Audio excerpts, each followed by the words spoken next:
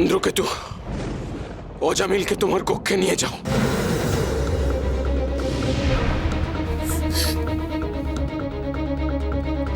চলো চলো।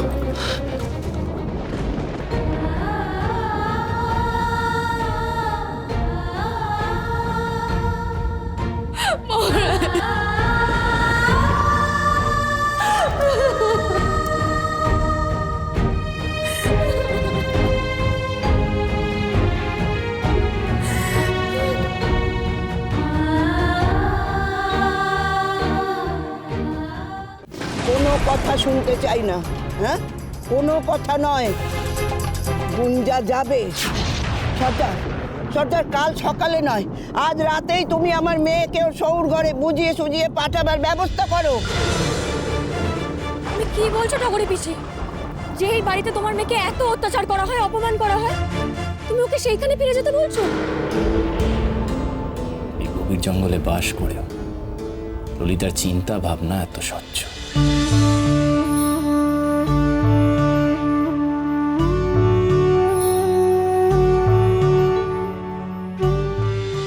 মারুক কাটুক, তবু ওই সৌর ঘরই মেয়েদের একমাত্র ঠাঁই।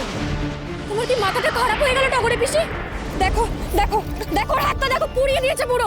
এবার তো প্রাণে মেরে ফেলবে মেয়েটাকে। ফেলুক, মারলে মরবে, তবু ওই শাউরির হাতে পায়ে ধরে সৌর ঘরে দাসীবাদী হয়ে থাকাটাই হচ্ছে মেয়েদের নিয়তি।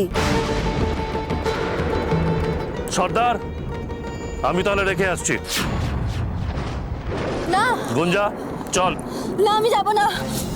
যাবো না বললে তো হবে না, যেতে তো হবেই। আয়। গুঞ্জা যাবে না।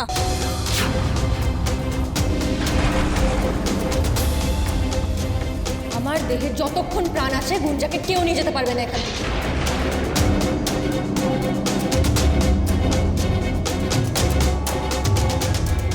বাহ, ললিতার মতো এভাবে রুখে দাঁড়ানোর মানসিকতা শুধু বন্য সভ্যতা নয়, আমাদের নাগরিক সভ্যতায়ও প্রয়োজন।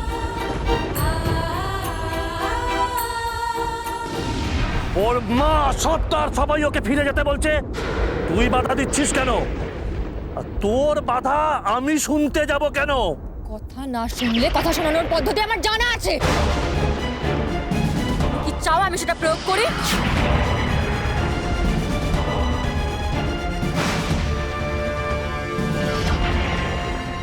কি এত বড় কথা? সর্দার, শুনছো ললিতার কথা? ও কিন্তু আমাকে অপমান করছে। হ্যাঁ করছি, বেশ করছি। এখানে দাঁড়িয়ে যে ওকে সৌর বাড়ি নিয়ে যাওয়ার জন্য জোর করবে, আমি তাকেই অপমান করবো, সে যেই হোক না কেন। এই, সর্দার, সর্দার, মেয়েরা কি খেলার পুতুল নাকি? হ্যাঁ, একবার সৌর ঘর, একবার বাপের ঘর। মেয়েদেরকে নিজেদের ঘর বলে কিছু নেই কেন বাবা? বলো তো, মেয়েদের কি মাথা উঁচু করে বাঁচতে নেই? গুঞ্জা, গুঞ্জা মাথা উঁচু করে বাঁচতে পারে না? ওর সেই অধিকার নেই বাবা? বলো, উত্তর দাও। ললিতার মতো নারী শুধু জঙ্গলে কেন, রাজ পরিবারেও বিরল।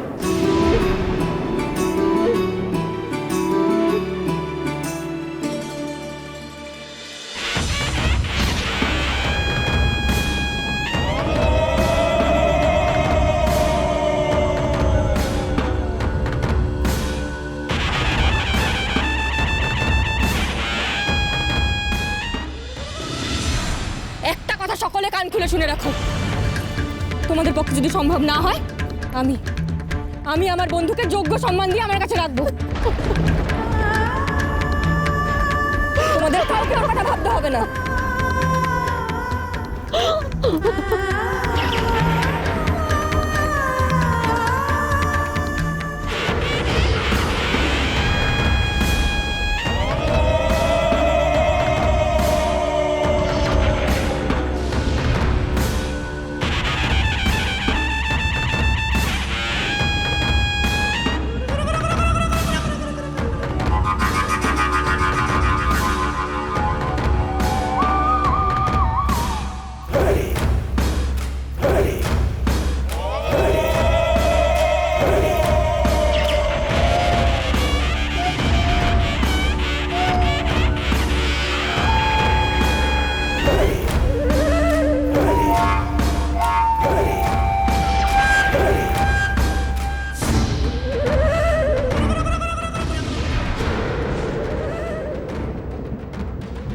সর্দার, সর্বনাশ! মনে হয় গুঞ্জা শাওরি কোকিলা সুন্দরী আসছে গো। কি হবে এবার? আসুক, আজ ওই কোকিলা সুন্দরীকে বোঝাবো আমার বন্ধুর হাত পুড়িয়ে দেওয়ার ফল কি হতে পারে।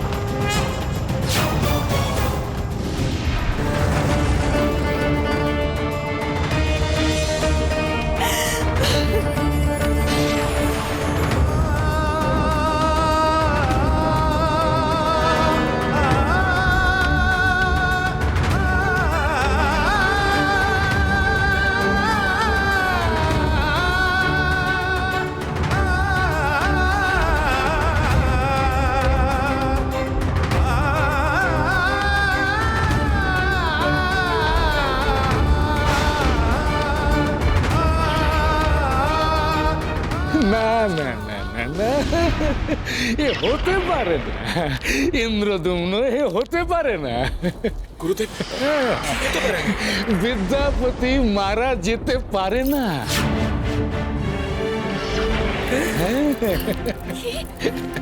বলছেন কি রাজকুমার?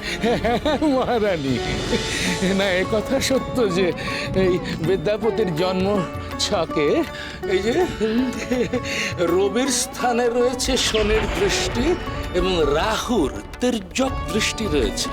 ফলত দুর্ঘটনার সম্ভাবনা প্রবল।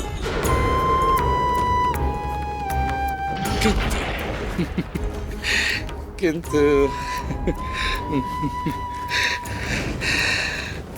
আজ আমি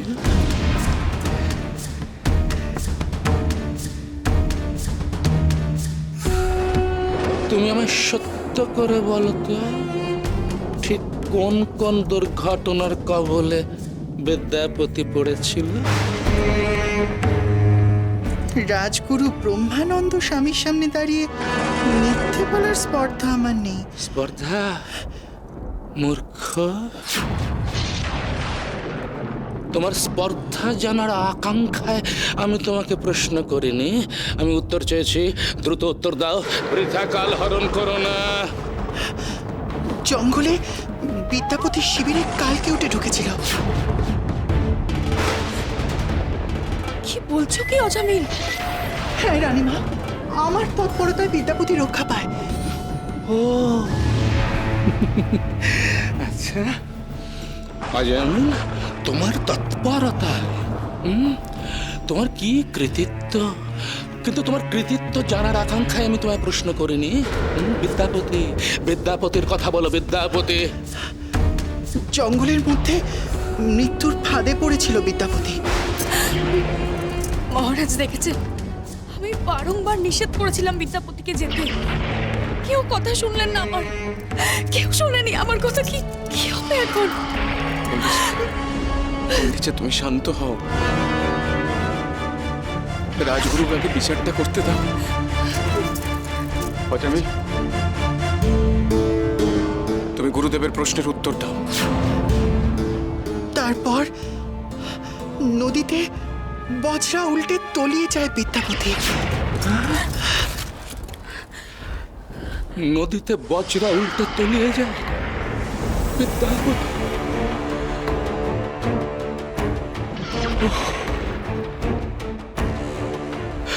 হায় হায় হায় হায়, বিদ্যা, অজামিল, তুমি কি বিদ্যাপতির শবদেহ স্বচক্ষে দেখেছিলে? না, না। তাহলে তুমি কি করে এত নিশ্চিত হচ্ছ যে বিদ্যাপতি মারা গিয়েছে, সে মৃত?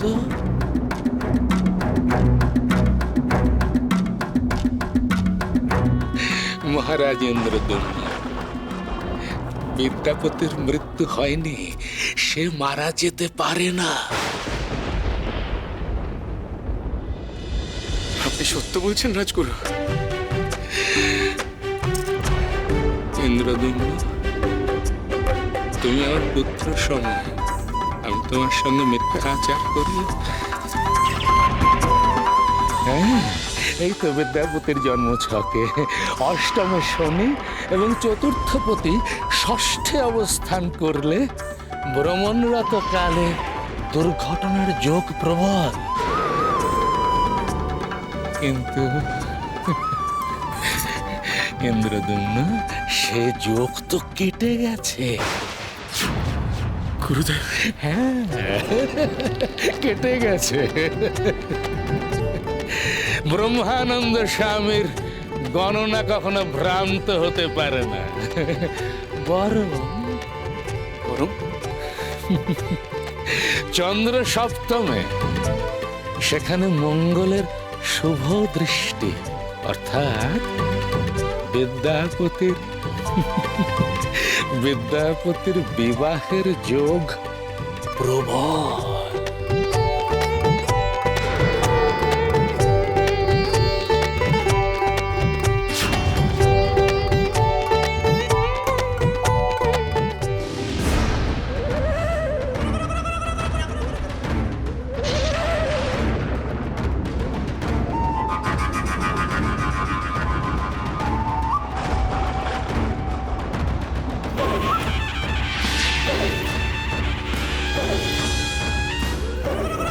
ভালোই ভালোই কুকুর রাজ্যের যুবরানীকে আমার হাতে তুলে দেবে নাকি অন্য ব্যবস্থা নেব? বড্ড তারা দেখছে আপনার। হাজার হোক, আমাদের রাজ্যের বেয়ান আপনি।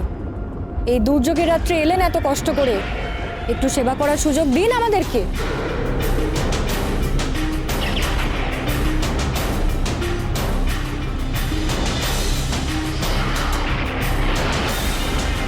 অবররাজ বিশ্বাবসু কি বোবা হয়ে গেছে নাকি? লা এ রানী কোকিলাকে একটা পুচকে মেয়ের সাথে কথা কইতে হচ্ছে। ললিতা, তুই ও মা, রানী হয়ে রাজকন্যার সাথে কথা বলতে আপনার মুখ এত বেজার হবে জানতাম না তো।